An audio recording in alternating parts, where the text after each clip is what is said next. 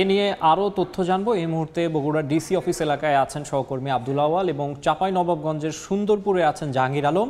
সরাসরি শুরুতেই যাব আউয়ালের কাছে।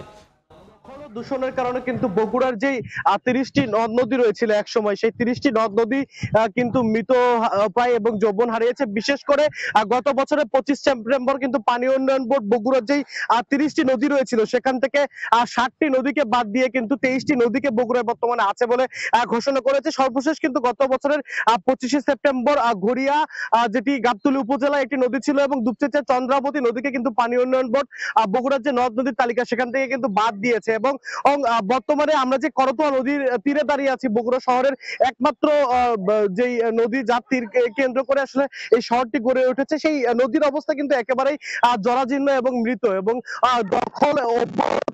অব্যাহত দূষণের কারণে কিন্তু করতোয়া নদীর আজকে বেহাল দশা। বিশেষ করে বগুড়া পৌরসভার যে প্রতিদিনে 300 টন ময়লা জমা হয়, সেই ময়লাগুলো কিন্তু করতোয়া নদীর তীরে ফেলা হয়। এই করতোয়া নদীর যে আসলে যে দূষণ পানিগুলো রয়েছে এগুলো কিন্তু আসলে করতোয়া নদীতে ফেলা হয়। এছাড়াও যে অব্যাহত দখল রয়েছে বিভিন্ন প্রতিষ্ঠানের, সেই দখলগুলোর কারণে কিন্তু করতোয়া নদীর যেই দৈর্ঘ্য রয়েছে সেগুলো কিন্তু ক্রমে প্রসারিত হয়ে আসে। এবং বর্তমানে করতোয়া নদীর যেই আসলে কলকারখানা বর্জ্য মিশ্রিত কালো পানি, এই কালো পানির ফলে কিন্তু পরিবেশ অধিদপ্তরের যেই নথি আমরা পেয়েছি, সে নথি বলছে যে করতোয়ার পানিতে আসলে যে পরিমাণে অক্সিজেন বা অন্যান্য উপাদান থাকার কথা তার কিন্তু বিন্দুমাত্র নেই বললেই চলে। এর কারণে কিন্তু করতোয়ার পানিতে মাছ তো দূরেই থাক, কোনো ব্যাঙ বা সাপ বা অন্যান্য জলজ যেই উদ্ভিদ বা জন্তু সেগুলো কিন্তু আসলে কোনোভাবে বেঁচে থাকা সম্ভব নয়। এর পাশাপাশি কিন্তু বগুড়ার যে অন্যান্য ভদ্রাবতী বা অন্যান্য যে নদ নদীগুলো রয়েছে সেগুলোর অবস্থাও কিন্তু একেবারেই বেহাল এবং জনশূন্য, এবং সেগুলোর কিন্তু মৃতপ্রায় শুধুমাত্র এই দখল এবং দূষণের কারণেই। তো বগুড়া থেকে এখন পর্যন্ত এই ছিল আমার কাছে সর্বশেষ। এ নিয়ে আরো বিস্তারিত জানতে চলে যাচ্ছি চাঁপাইনবাবগঞ্জের সহকর্মী জাহাঙ্গীর আলমের কাছে।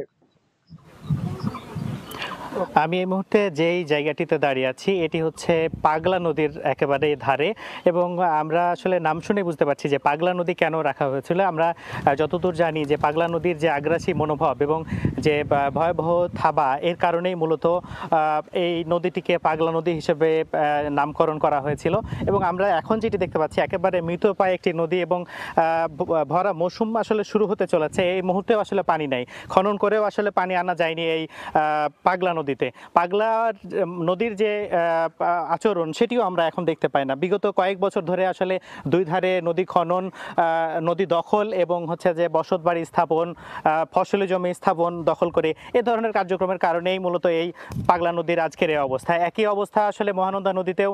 মহানন্দা নদীর বিভিন্ন পয়েন্টে আসলে নদী দখল করে বিভিন্ন দখল দূষণের মাধ্যমে দখল হয়ে গেছে বিভিন্ন এলাকা, এবং যার ফলে সেখানে আসলে মৃতপ্রায় অবস্থা একটি হয়ে দাঁড়িয়েছে মহানন্দা নদীর। পূর্ণভবা নদীতেও আমরা দেখেছি যে ভারতের সীমান্তের সাথে যুক্ত থাকা এই পূর্ণভবা নদীকেও একেবারে দখলের কারণে শুষ্ক মৌসুমে একেবারে হাঁটু জল থাকে, সেখানে আসলে তেমন কোনো পানি পাওয়া যায় না। ফসলি জমিতেও পানি দেওয়া যায় না এই পূর্ণভবা নদী থেকে। বিভিন্ন সময়ে আসলে জেলা নদী রক্ষা কমিটি এবং জাতীয় নদী রক্ষা কমিশন এই নিয়ে কাজ করলেও আসলে খুব একটা সুফল পাওয়া যায়নি। বারবারই দখল এবং বিভিন্ন রাজনৈতিক দলের নেতাকর্মীদের আসলে দখল এবং বিভিন্ন স্থাপনা নির্মাণের ফলেই আজকের এই অবস্থা হয়েছে।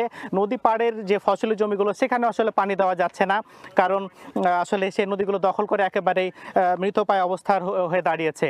তো আমরা যতদূর জানি 2022 সালে জাতীয় নদী রক্ষা কমিটি এবং জেলা নদী রক্ষা কমিটির পক্ষ থেকে জানানো হয় যে মহানন্দা এবং পূর্ণভবা নদীর 1771টি পয়েন্টে আসলে দখল করা হয়েছে এবং দখলদার চিহ্নিত করা হয় প্রায় 57 জনকে। তো এই ছিল চাঁপাইনবাবগঞ্জের নদী দখল এবং দূষণের ফলে অস্তিত্ব হারানোর বিষয়ে সর্বশেষ। দখল আর দূষণে রাজশাহী বিভাগের অন্তত 40টি নদী ধুঁকছে, এই বিষয়ে বিস্তারিত জানাতে আমরা সরাসরি যুক্ত হয়েছিলাম চাঁপাইনবাবগঞ্জ এবং বগুড়ায়।